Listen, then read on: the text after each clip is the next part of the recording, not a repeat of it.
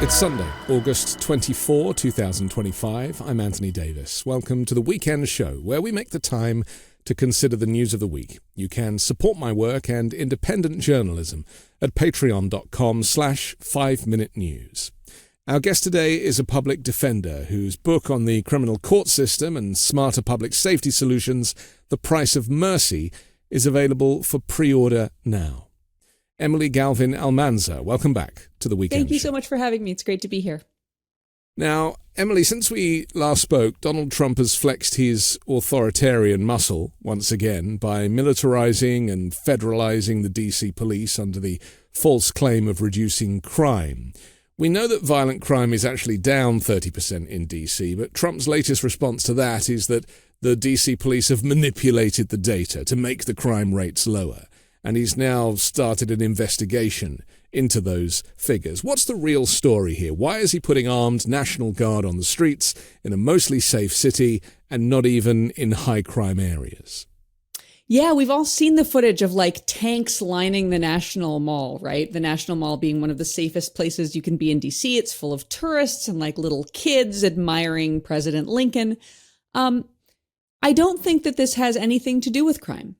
First of all, it's highly plausible that crime is down in DC because crime is down almost everywhere across the country. Crime had been declining for about 20 years by the time we got to the pandemic. And then in the wake of the pandemic, we saw a slight spike in crime. Now, that's completely reasonable. You coop people up with each other. You don't let them go outside. You create massive economic strain and uncertainty, cause people to become ill. In bad times, stress rises and crime rises with it. But since 2023, we've been watching crime fall. A lot of the really smart interventions that we've seen building since 2020, violence interruption programs, expanded access to mental health treatment, diversion programs, these are all kicking in. And so in DC, we saw a crime drop that was comparable to other major cities, about 26% since last year, 30% if you compare it to 2023. So the numbers aren't weird. The numbers make total sense. I obviously can't speak to what is going on internally with the DC Police Department, but I will say that it's generally not to the advantage of a police department to extremely fudge the numbers.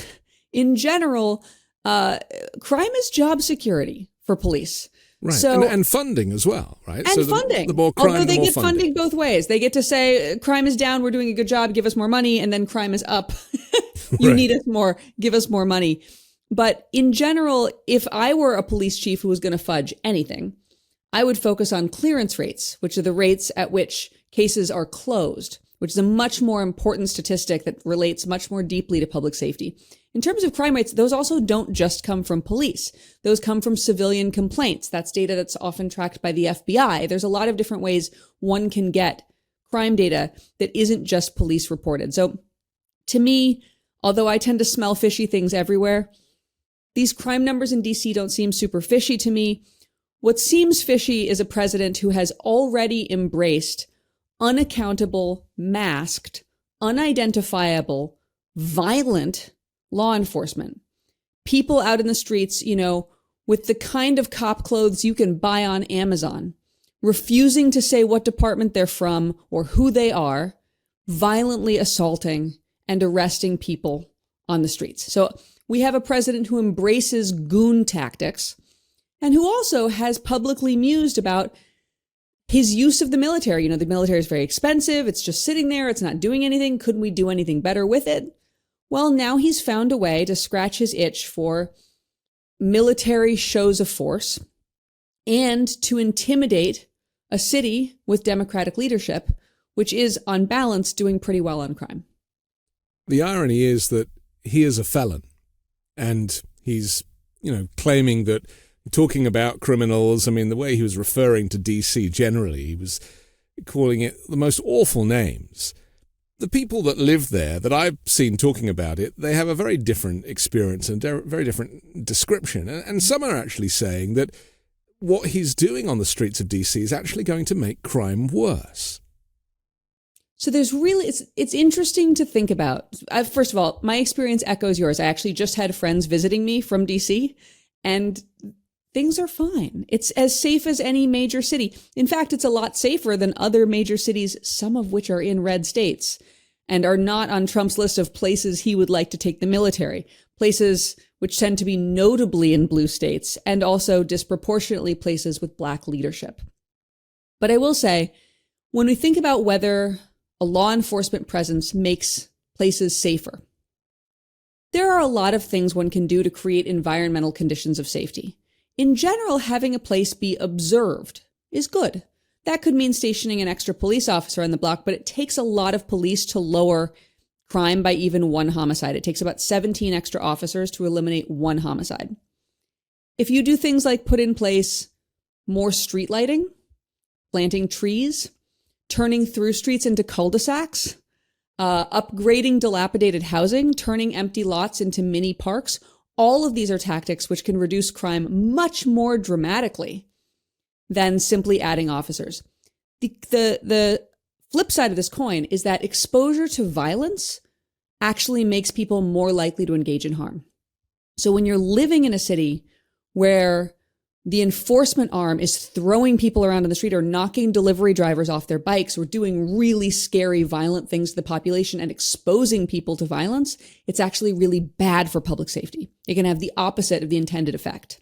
Also, increasing short-term jailing makes people more likely to experience crime in the future. If you put someone in jail for 2 days, they are more likely to be arrested again than someone who was never in jail. If you increase exposure to jail by like putting them in for a week, they're more likely than the 2-day person to get arrested again in the future. So these cycles of arrest and short-term jailing might feel like a safety factor to the layperson, but when we look at the data, it's actually making people more likely to engage in crime in the future.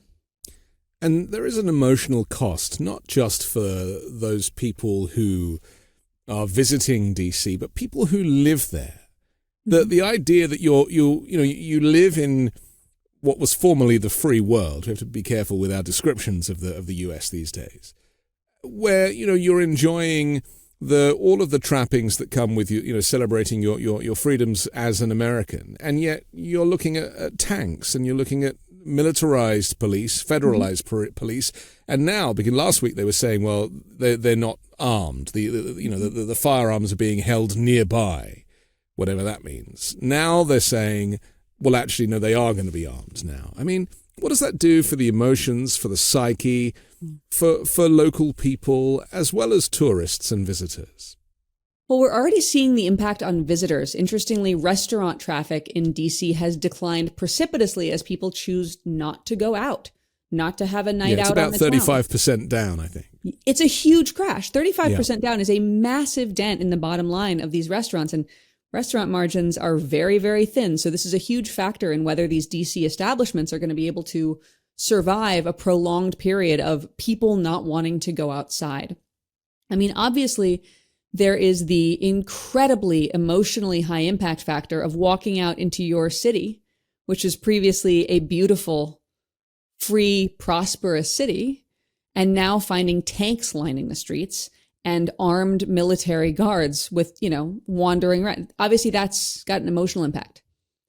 I will say also it's going to make traffic hell. All of these checkpoints, traffic hell. There's case law, which really calls into question whether these checkpoints are even legal or can continue. I'm expecting that to be litigated. But I also want to go back to, there is data on the effect of law enforcement contact on young children. And what we see in the research is that when you expose kids to negative contact with police, and remember, Trump has talked a lot about roving mobs of youngsters, and he seems really afraid of young people. So this enforcement is really directed at young people, particularly, I suspect, young people of color. What we see in the research is that when you criminalize a kid, when you approach them, question them, search them as if they've done something wrong, we see disengagement from education as fast as the next day. The next day at school, this kid is not paying attention, doesn't want to be there, might be checked out. We see long-term negative educational impact that is very clear in the research from contact between police and young people of exactly the kind we're seeing in DC. You spoke for a moment about the kind of racial element to this. And I'd like to explore that a little bit, because we know that the cities that he has gone for so far, Los Angeles with Karen Bass, a black female mayor, and the same with DC, but certainly the other cities that he's talking about sending the military and the National Guard into also, ironically, have black leadership. There is a theme with so much of this. Now, a lot of it is baked into Project 2025. Those of us that have managed to get through that 900-page document recognize so much of these policies and these protocols that he's bringing about. This is not by accident, is it? That there is a concerted effort to make America white again, and this is just one of the ways of doing that.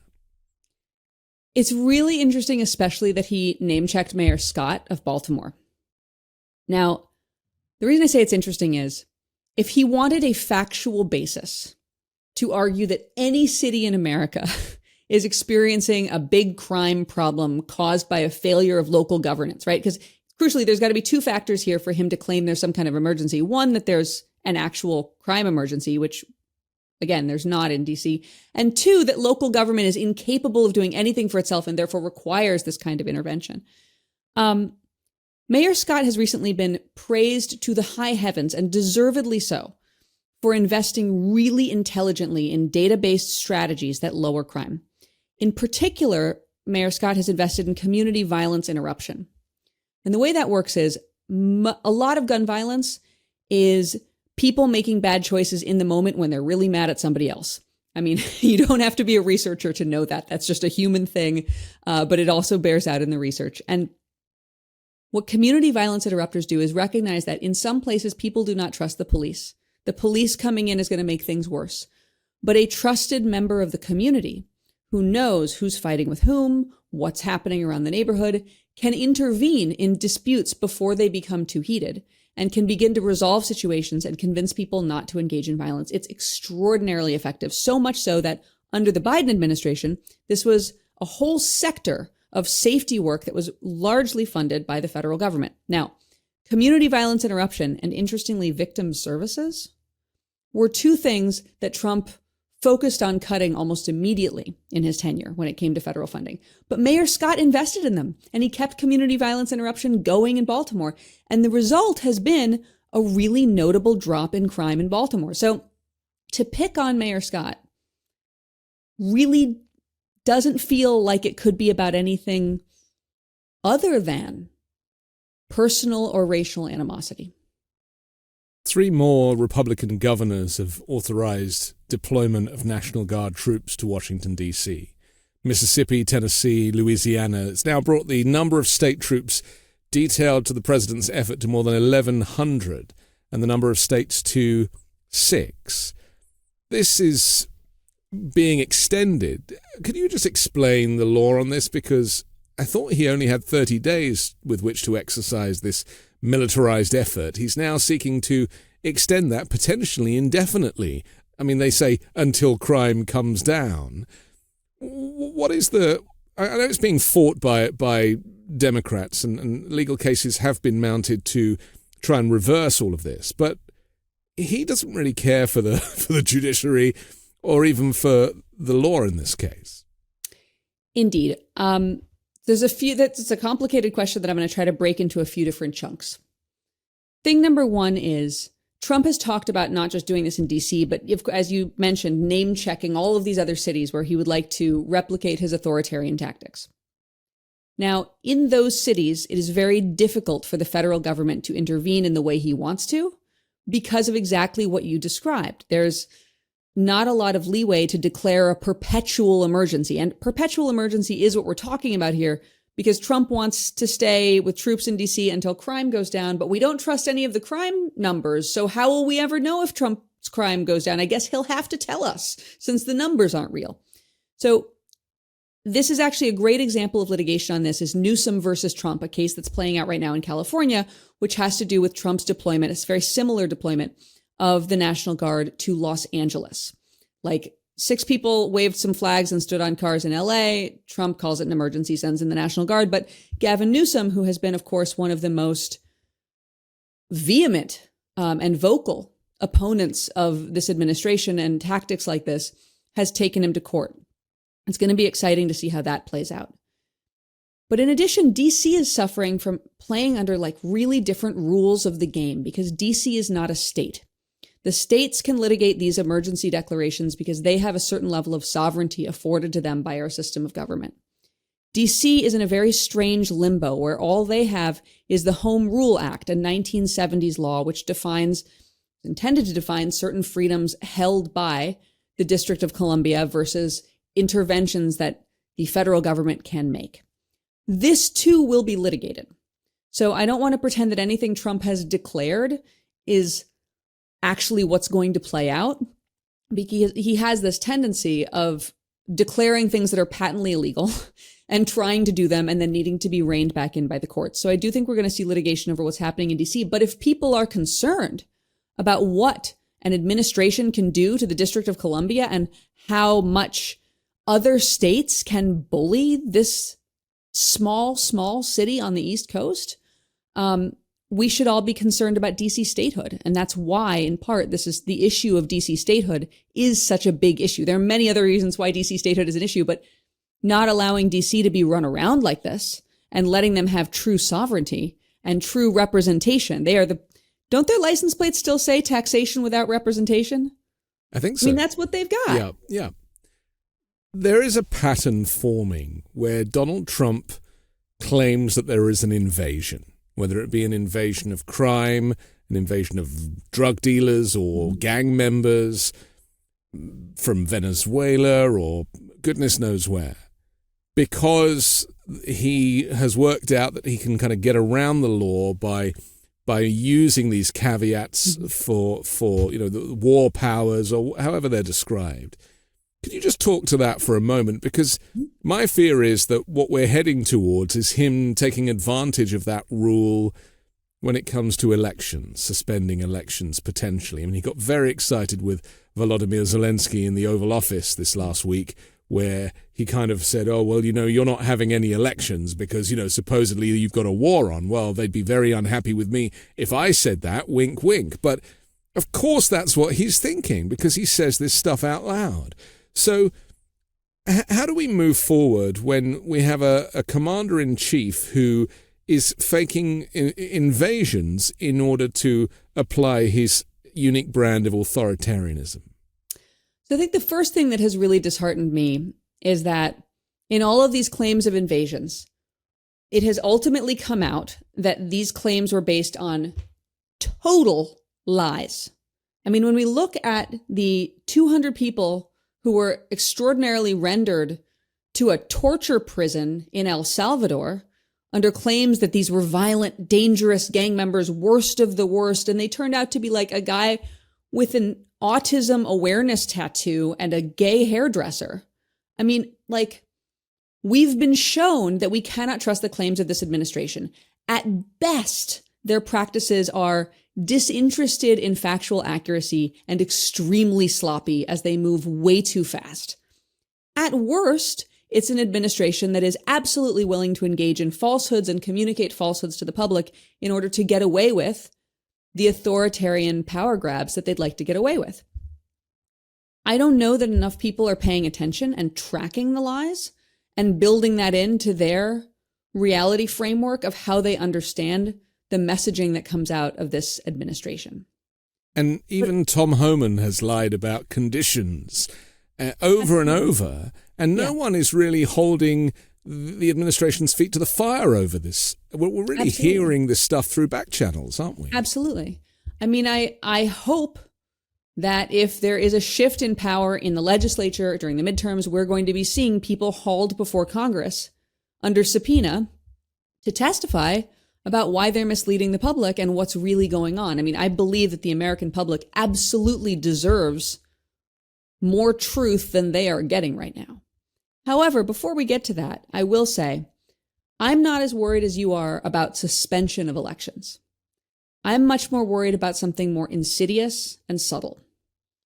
I'm concerned about a combination of gerrymandering and voter intimidation that lowers turnout and constrains the freedom to vote in ways that are much less obvious than suspending elections. For example, if I were Trump I would not want to make the big show of not having an election. I would want gerrymandered districts where I have a very high likelihood of the Republicans succeeding. And I would also want to choke out voting in neighborhoods I knew weren't going to support me. Now, we saw a lot of this actually in the last election, and we've seen it across the country in instances where Democrats have thought a lot about getting out the vote, but they haven't given enough thought to the infrastructure needed to vote. I remember a friend telling me about an election in Florida where a young Democratic challenger lost by a handful of votes, something under 200 votes, in a district where there had been historic turnout at the local university, but the local university had only had 4 voting booths. So students were lined up in like 14-hour lines that no one could sustainably get through and also live their lives. And therefore their vote was suppressed. And we had the turnout, but we didn't have the infrastructure. And so to me, that form of voter suppression, combined with the gerrymandering that we're seeing in Texas, I mean, Texas, where they've literally put their Democratic lawmakers under lock and key to get away with the gerrymandering effort they have underway, that's a way for Trump to try to secure a victory that is not actually a free and fair electoral victory, but that he can claim is one. I don't know if you feel as I do, and it's quite politically incorrect to say it out loud, but the more I hear about Donald Trump's antics regarding corruption with elections, the less I feel that he legitimately won back in November. Do you know what I mean? Because it's almost adding credence to all of the arguments that I think Democrats were frightened to say out loud. And this all goes back to the fact that Trump is the one that claims that there is some kind of, the vote was rigged for the reason that he didn't win in 2020. And consequently, that meant that Democrats didn't want to use that language because they didn't want to kind of drop to his level. Mm-hmm. But you can't deny the reality. We know about voter suppression in 2024. We also know about the investment from the likes of Elon Musk.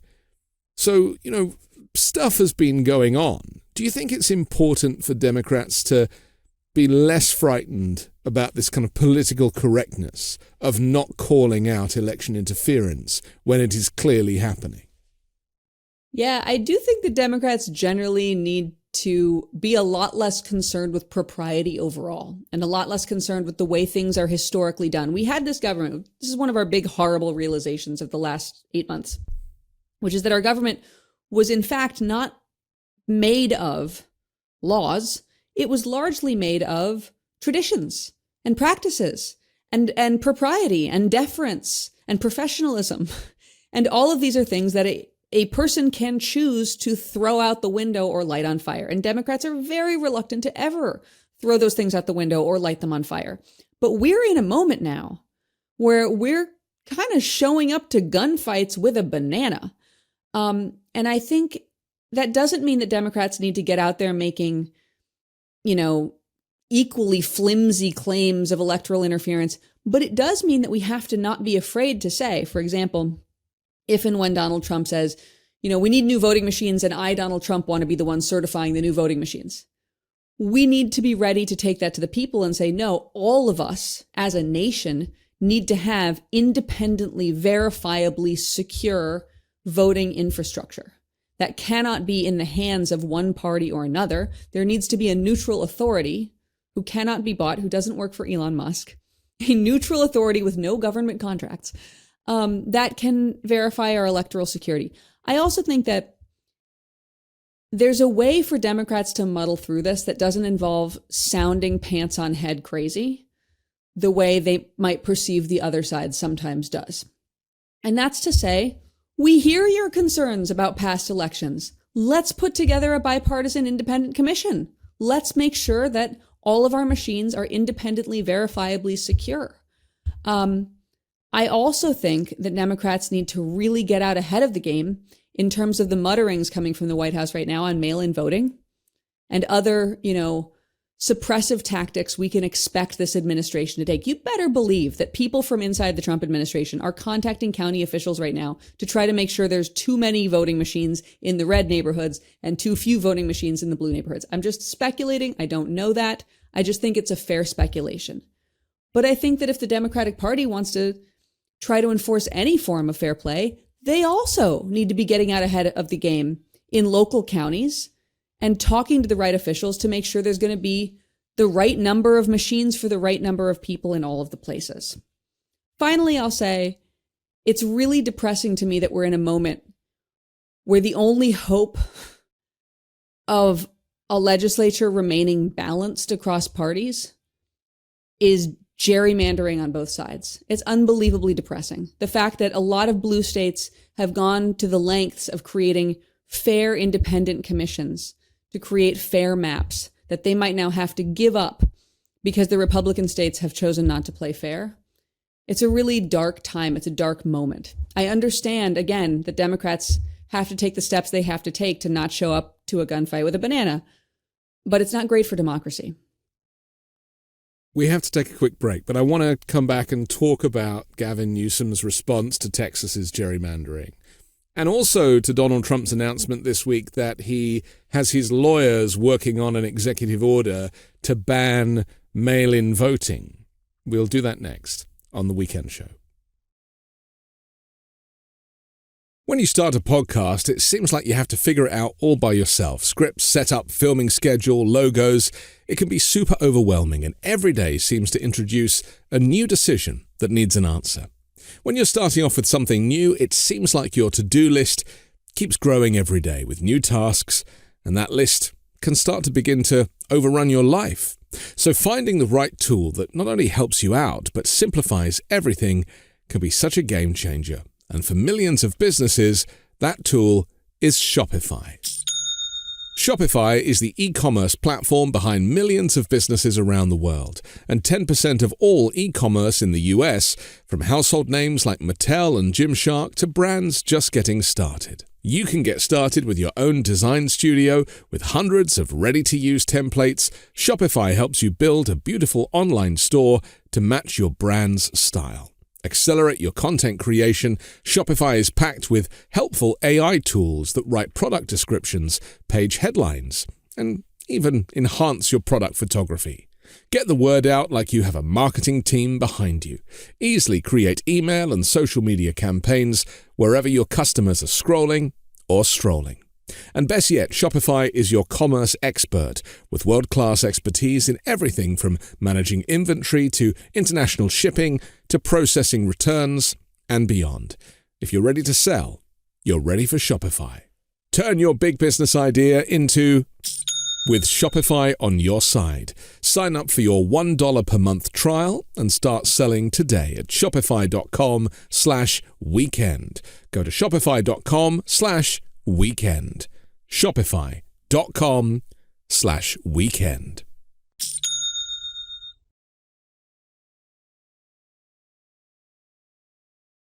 Did you know that over 1/3 of Americans, that's roughly 36%, have below average credit scores, which can make borrowing more difficult and expensive? And roughly a quarter haven't checked their credit score in the past year. And 1 in 6 of those don't know how to. Did you know that drivers with poor credit pay 118% more for full coverage auto insurance compared to drivers with excellent credit? Well, this is where Kickoff comes in. Users with credit under 600 grew an average of 84 points in their first year with one-time payments, with transparent, affordable plans starting at just $5 a month with no hidden fees and zero interest. Kickoff helps you score big when it comes to credit. It's simple. You make on-time payments, credit bureaus see good behavior, and your credit can grow fast.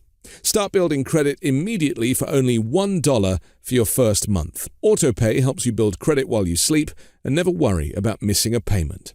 Sign up in minutes from your phone, no credit check, and cancel anytime. With over 1 million users and hundreds of thousands of positive reviews, there's a reason why Kickoff is the #1 credit builder on the App Store. Start building credit with Kickoff today, and you can get your first month for as little as $1. That's 80% off the usual price when you go to getkickoff.com/weekendshow today. That's kickoff without the C. Get kickoff.com/weekend show. We're back on the Weekend Show with Emily Galvin Almanza. I'm Anthony Davis. So Donald Trump has announced in quite a fanfare, actually, he did it in front of Vladimir Zelensky, that he'd kind of taken advice from Vladimir Putin, that mail-in ballots are, really unfair way of voting and dangerous for democracy. I mean, you can imagine Putin saying this stuff to Trump and Trump totally kind of buying it. It's another conversation about Putin manipulating the US election, but certainly when it comes to this president here, we know traditionally that Democrats are more likely to vote by mail and Republicans less so. Is that what this is all about? This is effectively election interference, isn't it? This is voter suppression by trying to change the rules of the game. Yeah, growing up, I spent some time working with cattle. And when you're trying to get cattle into a chute, you have riders surrounding them on all sides and pushing them towards this narrow opening that then they're going to go into, and it's going to route them into whatever situation you want them to be in, whether it's putting them in a trailer or clamping them in a spot to give them a vaccine, whatever it's going to be. To me, what this is Vladimir Putin trying to get Trump to cut off any avenue for the cattle to get out of the chute. What the chute is here is routing us into that election interference landscape where there's not enough voting machines in the Democratic neighborhoods and people are standing in line for the entire day without. Remember, they've tried to pass laws that you couldn't hand out water or food in these lines too. Like, these are all ways of trying to cut off any mechanism the cattle have to get out of the voter suppression chute. Mail-in voting is the best way out of that chute, because mail-in voting is something people can do on their own time in a way that is feasible for them. It doesn't involve standing in line for hours. They also get more space to think about the issues. When you get your voter booklet and it's full of other issues besides the legislature or the presidency, propositions and interesting local laws that you might want to think about, mail-in voting is great because people can, in the quiet of their home, really consider their choices. So if you want people to not be able to vote or be disheartened out of voting or be trapped in a line with no water until they give up, you have to go after mail-in voting. But may I just say that the fact that the American president at this point thinks it is a palatable message to the American people to say, hey, I'm doing this thing that relates to your right and ability to vote because the Russian guy told me to, is mind-blowing. Where we are as a people, where his voters can say, yeah, I'm really glad he's taking advice and following what Vladimir Putin tells him to do. That is quite some mental gymnastics from where we were even 5 years ago. He also lied and said that the US was the only country that did mail-in voting.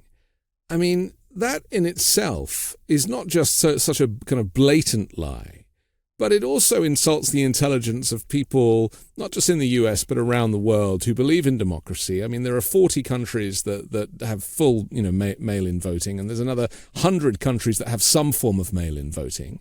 It is arguably the safest way of voting, where there's going to be less voter intimidation. I mean, they send these goons to stand outside polling places now to intimidate people and harass them about their vote. I mean, that's not going to happen at home, unless, of course, you're a trad wife in a conservative household, which we're now hearing about also, where the men are insisting that the women vote for Donald Trump.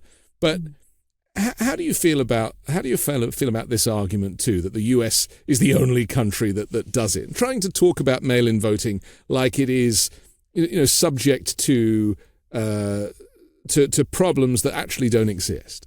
I mean, how do you feel about any argument that's based on a total falsehood?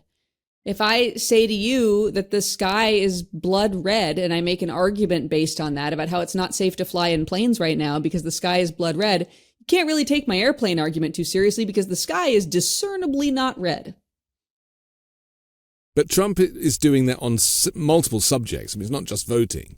This is part of his mental illness. This is part of his kind of clinical narcissistic personality disorder. This is part of his egomania.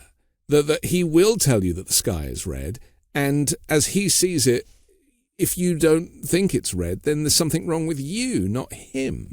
And that is a pox that seems to be spreading amongst not just his supporters, but there is a fear. My fear certainly is this hyper-normalization of these factual inaccuracies, where the media just lets them go. Well, no, the media, I think, has not done enough, perhaps, but has certainly fact-checked the lies. What I've seen more that concerns me is, I was talking to a friend. As you know, I talk to people who vehemently disagree with me on things because I think that's healthy and deeply American. And brave as well, very brave. I've known these people for years. We can have fights with each other and still really like each other's kids. It's all good. But I remember, do you remember when Trump was claiming that there were immigrants who were eating cats and dogs? Remember, they're eating the cats, they're eating the dogs. Yes. I was talking to someone about this because to me it was so visibly, obviously implausible and such a ridiculous way of creating fear against the immigrant community. And this person found for me this video, which was a video that someone had shot on their cell phone of a police encounter with a woman who appeared to be seriously mentally ill. And another woman in the video was saying, she ate this dog. She's So to me as a criminal defense attorney, I'm like, okay, we have an accusation. We don't have any evidence. We have no dog in the frame, no indications of anyone having eaten anything. There's literally no evidence here. There's just one person accusing another on the street. So to me, that's not very convincing evidence that this thing actually took place. And yet that video with one accusation, which to my knowledge was never substantiated, I never saw a substantiation of this, was enough for this person to believe the president when he started claiming they're eating the cats and they're eating the dogs. And so that's what's more concerning to me is no matter how many times the media says that was a lie, no one was eating cats and dogs, we've reached a situation where a quarter of the population, because remember, more people didn't vote than voted for Donald Trump. About a quarter of the population will discount anything the media tells them because the mainstream media has been undermined as a source of credibility. They don't hang out with journalists like I do and know how rigorously those journalists are fact-checking their stories and trying to find cracks in what these people are telling them and really, really the work that's being done to bring the citizenry the truth. And instead, they'll find this grain of truth video, right, which doesn't actually prove the point, but which gives them something that feels like substantiation. And the fact that at this point, our informational literacy has crumbled to a degree where a mere accusation on a video that to me is not evidence can be treated as evidence and internalized by somebody else and used to further their belief when Donald Trump then says, we're the only country in the world with mail-in voting. Right. It's like positive reinforcement, though, isn't it? People almost seeking the narrative that delights them the most or connects with them the most. Yes. And there's so much content out there now that, you go looking for it. It's a bit like, finding quack doctors to say that mRNA vaccines are bad. I mean, you can find there is someone representing every opinion. And if they're wearing a white coat and a stethoscope, then people are inclined to believe them, especially on an Instagram reel. Absolutely. I mean, the other thing about it that's so disconcerting to me is that it renders people able to take each other's freedoms away. And these could be people who are very pro-freedom as a concept. Right. But the second you say, hey, I'm going to give you this little grain of truth, and then you can take the freedom away from all of these immigrants who you've never met. Or you say, living in DC is different than living in the countryside in the middle of the country. There is more crime in DC than there is in a town of 200 people somewhere in the Midwest. Yeah. And these people are ready to say, well, then crush the citizenry of DC. I don't care that they don't want this intervention. Foist it upon them. They have to take it because I want their city to look more like mine and I deserve to decide for them. That's a new, I guess it's not new, but it's a grotesque bridge that we're seeing people walk more and more. The grotesque is a good word because, and you alluded to it just before the break, the idea of, they go low, we go lower. Mm-hmm. And I'm referring to Democrats in California, Republicans in Texas, attempting to redraw the voting lines for the midterm congressional elections next year. It's a break from the usual process. And, Trump asked Texas to find 5 more seats, right? I mean, it was a very blatant form of rigging an election. And I'm pleased to see that some senior Democrats are actually using that language now. Trump is trying to rig the midterms. And that is, very helpful in this moment. A bit like the media finally saying the word lies as opposed to falsehoods. I mean, that's taken like 5 years. So what is your feeling? You mentioned Gavin Newsom. I mean, what is your feeling about Democrats going low to meet this moment, especially when it comes to redistricting and gerrymandering, things that people don't fully understand, and therefore it seems like lawmakers can take advantage of these situations? I'm going to push back against the idea that Gavin Newsom is going low, and I have a reasoned argument for this. The Texas legislature is doing something that is within their power to do because they never had the good democratic bona fides to create an independent districting commission. Texas has never tried to engage in the level of fair play that is constitutionally enshrined in California. Texas plays it fast and loose. And so they're once again playing it fast and loose. They're locking lawmakers up inside the Capitol. They're put everybody else on house arrest, and they're following them around with law enforcement because they are going to do something that is so completely counter-democratic that they've given themselves the freedom to do. Now, in California, lawmakers have not given themselves the freedom to do that. And what Gavin Newsom is doing is actually something that is nowhere near as low as what's happening in Texas. And here's why. Gavin Newsom is not making a unilateral decision to redistrict his state. And his legislature is also not making a unilateral decision to redistrict the state. They've redrawn maps, and you know what they're doing? They're putting it to the people. They're putting it to the people of California to decide whether they would like to temporarily, and that's crucial, because California doesn't want to be gerrymandered forever, temporarily change the maps in order to counterbalance the fact that democracy is gone in Texas. And I think the fact that he's putting it to the people is really powerful. I mean, obviously, like, his Twitter is fire, and he's doing a lot of things that are exciting in terms of, for those of us who've been wanting to see Democratic leadership take off the gloves. Yeah, finally. But ultimately, he's not actually doing the anti-democratic thing in an anti-democratic way. He's doing it in the most democratic way possible, which is a referendum on the ballot in November. So interesting to me how the Republicans see the Democrats as the baddies and the Democrats see the Republicans as the baddies.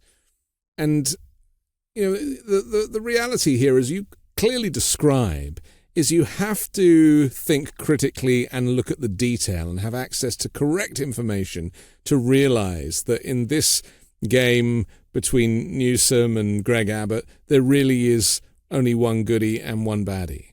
And that, is it as clean cut as that? Or do you think that there are some gray areas here?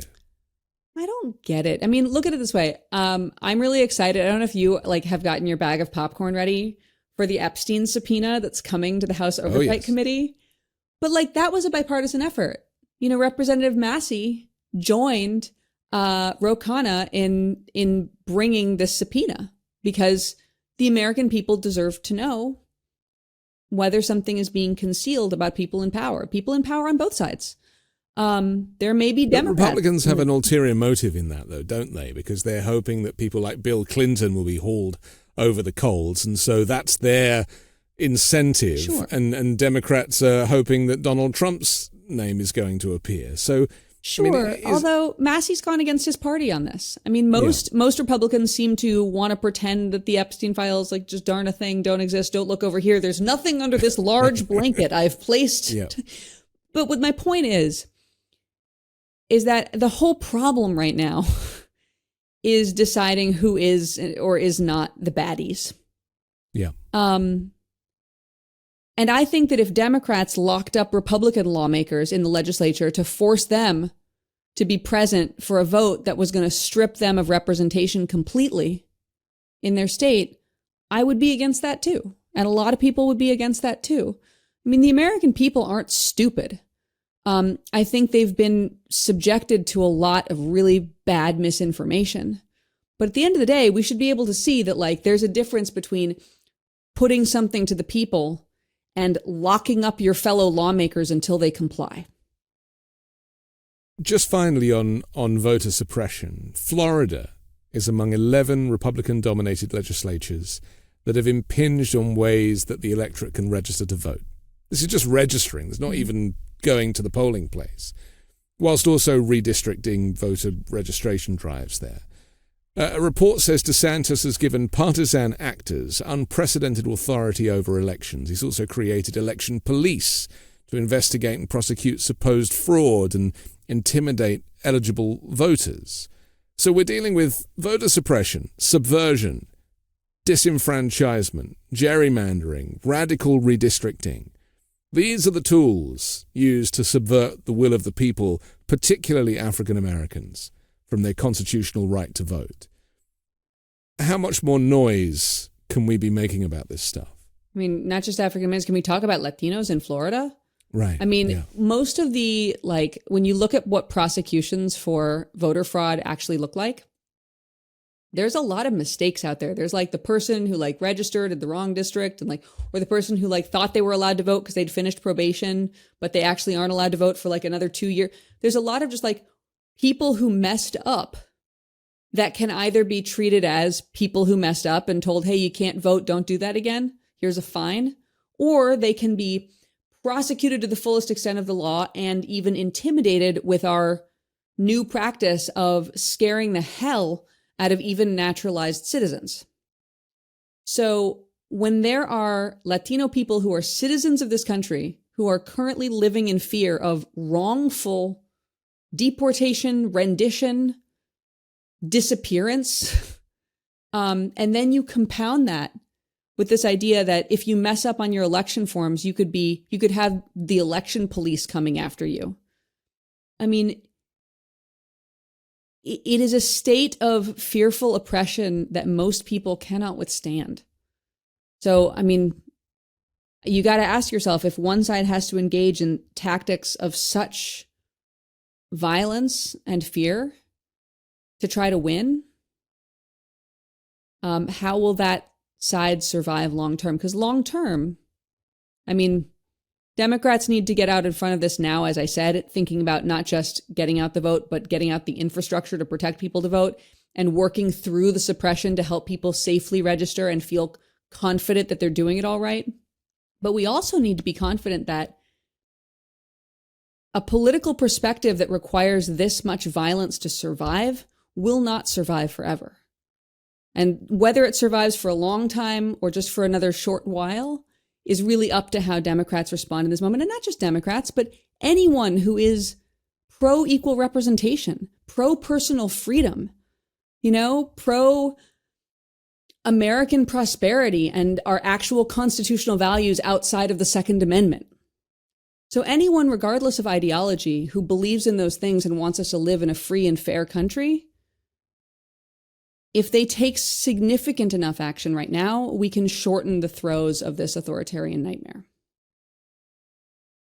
What I'm seeing, though, are people who don't just support Trump, but have been, who have some, systemic racism is baked into their DNA for one reason or another. And they're actually getting off on a lot of this stuff and getting off on the deportations. And the way that it's marketed by, Kristi Noem. I was in a thrift store the other day and I heard on a radio station that was playing, an iHeart radio station, Kristi Noem in a 30-second commercial that apparently is playing all the time, because I asked, how often does this come on? It's on all the time. Do not come here. You are not welcome. You will be taken away. You will be removed. This evil language where this cruelty. And my concern is that there are an increasing number of people who are buying into that cruelty. They're like, finally, this is happening. Finally, the brown people are being sent away. I covered a story last week, Emily, that I didn't really see covered anywhere else, saying that ICE were deporting migrants from the U.S. mainland to a prison in Hawaii. taking some from Florida on a 10-hour flight out to the Pacific Islands. I mean, it's nuts. I mean, just in terms of cost and waste. But the cruelty is the point, isn't it? It is. They see cruelty as a deterrent to migration. It is a tactic. Yeah. It is a deliberate tactic. And, there might have been a time when I would have argued that amongst ordinary people, that level of, that embrace of cruelty and isolationism is rare, and that we're seeing it really on display in these sort of very TV hungry administration leadership people who are just cosplaying, fascist Barbie. But as I watch, ICE enforcement in the streets, look, I'm a longtime criminal defense attorney. I don't usually lionize police, but I will say that I've met a lot of police officers who joined the force because they wanted to keep their neighborhood safe and they wanted to be a force for good. Obviously, the structure of policing can make that really, really hard to do. But I don't necessarily see people who've joined ICE as an agency because they want everyone to feel safe in America. I've seen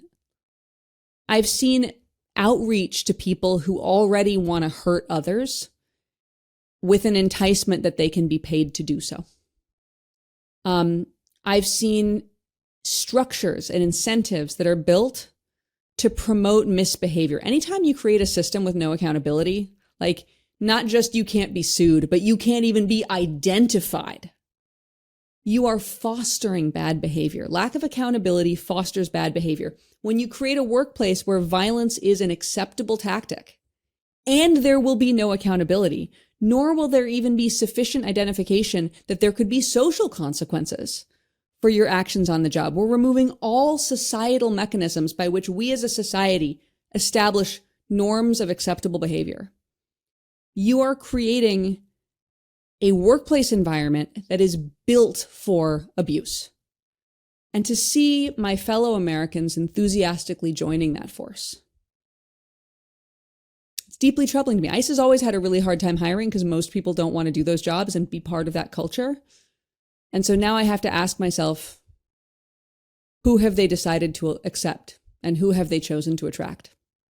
Well, there's a $50,000 sign-up bonus in some cases, and there's commission for the number of people you arrest. And we've now heard through witness testimony of people saying, I heard them laughing and saying, oh, how many did you get today?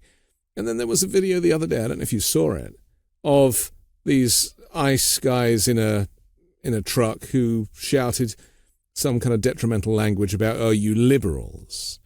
And it made me think, our worst fears are that the people that are taking these jobs are white supremacists, they're Proud Boys and Oath Keepers, bringing their own costumes in some cases, and that there is a kind of racist element to this, because it seems unbelievable to me that anybody with a good heart and a sense of humanity would be able to do some of these disappearings and abductions that we've seen. And sometimes we have to trust our instinct and know that actually that is what's happening. I mean, Trump has fired a whole bunch of people from the federal government. You have to ask, where are people going to find work? And it seems that the only work that is on offer is rounding up the brown people and disappearing them. Well, also, I mean, I was watching that video that you described with a friend who has worked in government, for whom, to ever do their job while being like, this is for liberals or this is for conservative, to mention partisanship while carrying out government activity is like an absolute no-go. Again, as of last year, our government was supposed to represent everybody. And our government was supposed to be a place free from partisan bullying so that anyone, regardless of ideology, could feel safe interacting with our government. And to have a government employee blatantly just declaring a side is such a departure from any form of governmental professionalism. It's just a reminder that that was a norm. Our government was built on norms. There should have been laws. This is this is in America's historical timeline. I mean, people will be talking and writing about this period for decades to come, and we're living through this now, and everybody, certainly that I know, is feeling it. I mean, I was with some parents outside the school, and they were like, "How are you feeling about everything?" They didn't even need to say what. Like, we all knew mutually. Like, you can't write like, "I hope this email finds you well" anymore. Like, say, "How are you doing?" It's like, "How are you doing under these circumstances?" Right. Yeah. And this is what it feels like to live under an authoritarian dictatorship. Like, we've gone past the constitutional crisis. I mean, that was about 4 months ago, when the plane should have turned around and come back, and it didn't. It kept going. I mean, that was the point that changed. But now we're in a whole new place. I'm going to ask you, we're going to take another break, but I want to ask you something quite harrowing and serious about the real reason that all of these policies are kind of rushing in at once, about eradicating, certain people from the US and the tactics taken with which to do it. We'll do that next on The Weekend Show. When you start a podcast, it seems like you have to figure it out all by yourself. Scripts, setup, filming schedule, logos. It can be super overwhelming, and every day seems to introduce a new decision that needs an answer. When you're starting off with something new, it seems like your to-do list keeps growing every day with new tasks, and that list can start to begin to overrun your life. So finding the right tool that not only helps you out, but simplifies everything can be such a game changer. And for millions of businesses, that tool is Shopify. Shopify is the e-commerce platform behind millions of businesses around the world, and 10% of all e-commerce in the US, from household names like Mattel and Gymshark to brands just getting started. You can get started with your own design studio with hundreds of ready-to-use templates. Shopify helps you build a beautiful online store to match your brand's style. Accelerate your content creation. Shopify is packed with helpful AI tools that write product descriptions, page headlines, and even enhance your product photography. Get the word out like you have a marketing team behind you. Easily create email and social media campaigns wherever your customers are scrolling or strolling. And best yet, Shopify is your commerce expert with world-class expertise in everything from managing inventory to international shipping to processing returns and beyond. If you're ready to sell, you're ready for Shopify. Turn your big business idea into with Shopify on your side. Sign up for your $1 per month trial and start selling today at shopify.com/weekend. Go to shopify.com/weekend. Shopify.com/weekend. We're back with Emily Galvin Almanza on The Weekend Show. I'm Anthony Davis. Just before the break, I alluded to this theory that I'm starting to look at very seriously, that Trump is not just seeking to deport people, but remove people from existence. And this is where the dictatorship and this authoritarianism really starts to bite, because as I understand it, or as I see it, that he would actually rather people were dead. I mean, would rather than deport them, which is expensive, just kill them. I mean, that would be the ideal. But, with working within the framework of the law, he kind of has to operate as he currently is. But I'm sure that his intentions are far more violent and dangerous. And this is a pattern with authoritarians in history. So it's nothing new. And the reason I bring this up is I was reading a study that was published last month in the medical journal The Lancet that estimated that USAID programs have saved over 90 million lives over the past 2 decades. But the researchers also estimated that if current cuts continue through 2030, 14 million people who might have otherwise lived could die. Well, Hitler is estimated at killing 12 million people during the Second World War.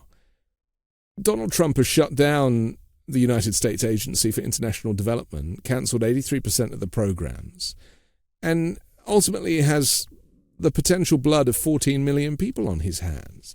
Does that not suggest it's different, obviously, to the way that the Nazi regime operated? But in terms of the modern day, having learned from history, is this not a kind of stealth-like way simply to eradicate people of color and really trailblaze this white America that he really wants? I don't know if you could attribute that level of intentionality to it when we see a disregard for human life that reaches far beyond the examples that you've just given. I mean, certainly I think that there is a disregard for the concerns of marginalized people that exceeds the lack of concern for marginalized white people. But, you know, what I'm thinking of in particular is the cuts to our health infrastructure that ended cancer research that was really, really promising. There's an mRNA cancer vaccine that could have fixed pancreatic cancer, for example, which kills thousands of people. You know, ending vaccine development, vaccines that could have saved millions of lives.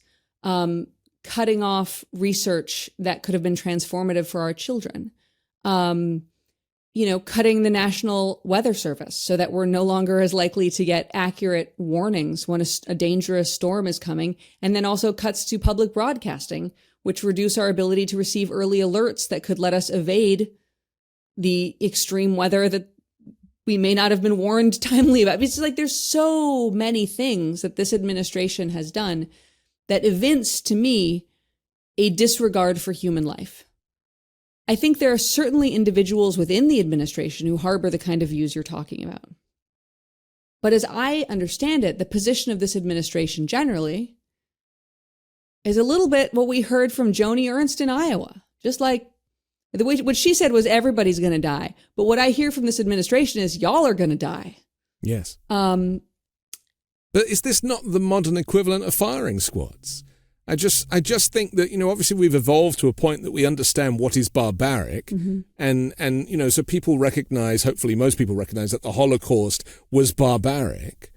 So, but that doesn't change the intentions of evil dictators. And, you know, Trump has really evolved into this person now that the guardrails have gone and now that the John Kellys and the James Mattises are not around to hold him back. In fact, he's actively encouraged to behave like this. And even just the cuts to Medicare through his bill are ultimately going to kill potentially millions of people over the next few decades. And I mean, and more if you consider the fact that Medicare expansion dropped crime by up to 26%, and we're going to see an accordant rise in crime when we cut Medicare back. The reason I'm hesitating is that, to me, it's very important that we differentiate between affirmative killing by the government and passive killing by the government. Because, you know, there is a difference to me between the passive killing of Medicaid and USAID cuts and the active violent attack of sending a completely innocent person to CICOT in El Salvador, possibly to die there. Or the active killing of a political enemy, which we have not yet seen in this country. And I want to be really clear that, like, that is another step. That is another step that remains ahead of us. Yet the passive killing of putting someone in immigration detention and not giving them medicine so that they die of a communicable disease they catch there, or not giving them food, or keeping them in conditions that are non-survivable. Yes. So I don't want to draw an equivalency, because I think that, I mean, as someone who works in the criminal justice system, the criminal legal system, where our government does affirmatively kill people and has killed innocent people, not because they were political dissidents at this point, but certainly for political reasons, because tough on crime is a political perspective. And there are executions that have been carried out to advance a tough on crime perspective in spite of evidence of innocence. And that is very different than the government cutting funding for a life-saving program. Maybe I'm just cynical, But for me, this goes back to his newspaper articles or adverts about the Central Park Five. I mean, this is who he is. This is who he's always been. He wants people dead. I mean, he said that those people should get the electric chair. And in some states now, they don't even know how to euthanize people. So now they're using firing squads to kill them. I mean, that is a reality of modern America. Our government kills a lot of people. But again, I'm being very strict with myself here because it's important to our integrity, I think, yes, and to our credibility that we draw really strict lines around the rigorousness of what we attribute to the other side. Certainly Donald Trump, the person, has argued for the killing of innocent people. And Central Park 5 case is a great example. Does Donald Trump, the president right now, want to engage in mass murder? I have no idea. I think there is a willingness to let a lot of people die. But as a legal practitioner, I need to differentiate that from what you're describing. And also remain hypersensitive to the direction in which this is moving, if that makes sense. It is undoubtedly a horrible conversation to have. And I'm grateful to you for your expertise in this moment. But I feel it in my bones, the direction that this country is heading. And I've mapped all of these things from those Instagram reels of hearing the ICE people using this language, watching families being pulled apart, and then hearing the testimony of people who have been sent to countries that they've never known, into jails that are not fit for human purpose. And to me, when you combine that with the study of Project 2025 and this inherent white supremacy and the Great Replacement theory and all of this stuff, these people, I mean, maybe it's not about race and maybe it's more about the rich and the poor. Maybe they just want all of the poor to die, because that's what ultimately is going to happen. The poor people can't pay their way out of a situation. And the fact that a flu jab is not going to be offered or a COVID jab is not going to be offered, the rich can afford to get those things privately and the poor cannot. And if there's a natural disaster, the rich, they get in their private jet at their local airfield and they leave, and the poor are left to drown. Is it more of that than what I was suggesting earlier? I mean, I think there's a really interesting, the fact that we're talking about followers of Curtis Yarvin here and Peter Thiel. Yeah. I think that there's a vision of the future that involves sort of CEO kings of cities that extract labor from an underclass and restrict people's rights. Is that the same as, I mean, what we're talking about is massive oppressive disregard for human life. Right. Which is certainly, highly acute in this government. But can we say we've never seen it before when people were left to die in the New Orleans parish jail during Katrina? Can we say we've never seen it before when the conditions in prisons have been what they are for so long? When Brittany Griner was incarcerated in Russia and people were talking about the conditions in Russian prisons, like, oh my God, there's bad food and there's communicable disease and there's rats and there's lack of access to lawyers. I was like, yeah, that's our prisons too, guys. Yes. Like, I think it's important to recognize, to hold both truths, right? That the vision of the future that threads itself through Project 2025 is a vision of massive oppression and extraction of wealth from ordinary people and the increasing of the billionaire class. But at the same time, many of the manifestations of oppression that we're seeing right now have their roots in the practices of this country in recent decades. It's a little bit like when we read The Handmaid's Tale. And we're like, my God, this is so shocking.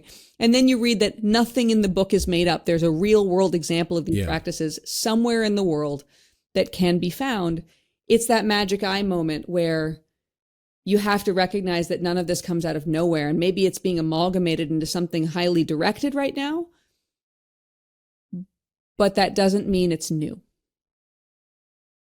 With Trump's tariffs kicking in over the next few months, there is no plan really to grow the economy. There is no plan to expand employment for people. Cost of living will grow. Inflation is already on the way up. Jobs numbers are coming down. The way he's dealing with that is by firing the statistician, replacing them with a Heritage Foundation official. I mean, this is, you can't make this stuff up, but it's actually happening. And so things will get more desperate, by deporting the food pickers. You're going to have less food on the shelves. I mean, that is what the economists and the political scientists are predicting over the next 6 months to a year to 2 years, because obviously the economy is slow to turn. So what is going to be available to the poorest people of America will be cut significantly. I mean, there's already people living in food deserts, and what little access they have to fresh fruit and vegetables will disappear completely. It's a depressing reality, but that is what's coming. Do you think people are prepared for how Trump's economy is evolving? No, because people aren't good at stuff that happens slow. Yeah. We have to remember that people could see the logic of this from the get-go. The perfect example, if you deport everyone who picks fruit, you're not going to have fruit in the grocery store. But people also underestimate the ability of, say, a particular farm to scramble and to find people for one harvest, just this one time in an emergency, and get the fruit to the shelves. And then over time, the ability of that farm to find workers, to continue to navigate their way out of a labor shortage becomes less and less, and farmers give up and say, you know what, I'm moving into I'm selling this. I don't want to deal with this anymore. That's a slow process. That's not a 6-month process. That's a multi-year process. Also, the role of, say, farm subsidies and propping up industries that are negatively impacted by the tariffs and should be reacting a certain way into the economy. We can see that reaction be blunted by subsidies and other tactics to keep certain sectors afloat. People are not great at understanding that a thing happening in 2027 is because of a thing that happened in 2025. We are not great at that. And in the past, I think when we all engaged more with the media, with news, with long-form journalism, people were better at understanding these longer-term passages of cause and effect. Can we do it now? I don't know. I really don't know. I mean, for example, in the middle of the pandemic, crime was up. Wasn't in the middle, a couple years after 2020, crime was up. And to those of us who study crime over time, I was like, yeah, of course. People got really traumatized and desperate and broke. And when people are traumatized and desperate and broke, violent crime spikes. And it's going to go back down when we make people less traumatized and desperate and broke. And indeed it did. But to see the reporting at the time, like even the media had lost the ability to discern how to tell a story over many years instead of over a couple of months. And I really worry about us as a people if we lose our ability to do that. I want to end on a slightly more positive note, because I appreciate I've taken us to a dark place, and I'm grateful for you coming with me. But, somebody who is talking about policies for Democrats that really could deal with a lot of these issues, from getting access to food and all sorts of things, is Zoran Mamdani, who has, is a mayoral candidate, Democratic mayoral candidate for New York. The media is really maybe scared of him. I mean, the Wall Street Journal had a headline this week: Zoran Mamdani is like a bad therapist. Voters, like patients, often seek comfort rather than insight. Oy vey. I know. And I thought that was really unfair. I was thrilled to see his energy, the idea of kind of government-funded grocery stores, and things that are necessary in this moment, especially as we're talking about how food on the shelves could become scarce in some areas, or just outrageously expensive. Is he just ahead of his time? No. He's right in keeping with his time. I mean, there's a perfect through line from Mayor Scott in Baltimore to the campaign of Zoran Mamdani. I mean, there's a through line from Scott in Baltimore to the work of, certain progressive prosecutors who ran around the country using ideas that are based in data, like taking care of people makes us all safer. Not rocket science. The data's there. In fact, the book that I've just written has all of the data in it. That's what it's for, to give people access to this policy information that has a really robust backing in solid research. So no, I think he's right in keeping with the time. And I think what I'm seeing is really interesting because the media is having, being a little bit of a fuss bucket about Zoran Mamdani. But when you talk to prominent Democratic lawmakers behind the scenes, what you hear is certainty that he's going to win. Certainty that he is the future of New York City. Now, obviously, there are real concerns about the feasibility of a lot of his ideas. For example, the bus system is not entirely within the control of the New York mayor. The MTA is a state agency. And it's like really hard to get the government to learn how to run a grocery store. Like there are certainly challenges. I can go down a whole rabbit hole about, it's not a rabbit hole. There are challenges to the implementation of his ideas, but his ideas are emerging from a strong through line of tested policies. For example, free buses. Free buses are something that have been tested in the Midwest. Mayor Wu in Boston did free buses. And in the research on free buses, what we find is thing number one.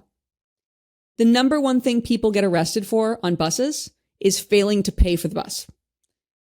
When you stop arresting people for failure to pay, because people don't have to pay anymore, you are shaking off the costs of all of that enforcement, all of that police presence, all of the stopping the bus to get the guy off the bus because he didn't pay for the bus, the cost of jailing, the cost of arraignment, the cost of me, the public defender, like all of that is gone.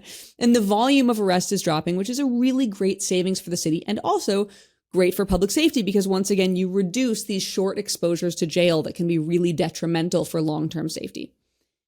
Then you think about what does it do to the bus system? Well, when you don't have to wait for each person to pay, the buses move faster because people just get on. And then the bus is more often on time. And when the bus is on time more often, more people ride the bus. And when more people ride the bus, there's less traffic in the city. So there's all of these fabulous benefits. The policy itself is a tested, moderate, smart idea.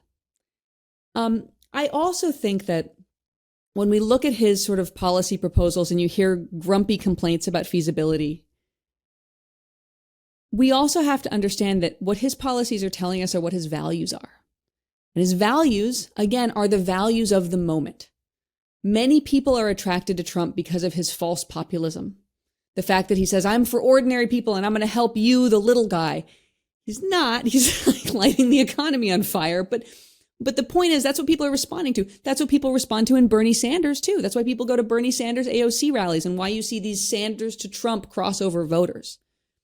Mamdani is speaking to that moment and the fact that as our wealth gap increases in this country and the rich become richer and the poor become poorer and everyday life becomes harder and housing is no longer a thing you can own but like a subscription service, people are unhappy with that. And so his values tell me that even if he's not talking about like the community violence interruption policy of Mayor Scott, it's likely something he would adopt. It's likely a type of evidence-based, smart, progressive reform that he would engage in.